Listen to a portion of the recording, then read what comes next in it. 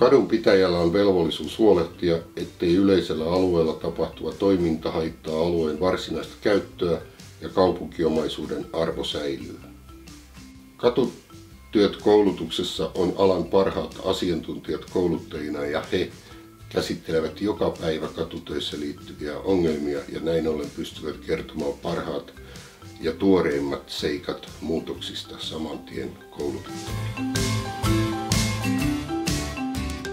Koulutus on tuottanut hyviä tuloksia katutöiden tehokkuudessa niin suunnittelun kuin työskentelyn osalta.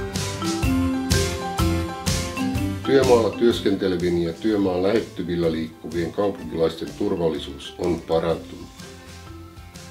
Hyvä kurssi ja tästä saa paljon eväitä jokapäiväiseen työhön.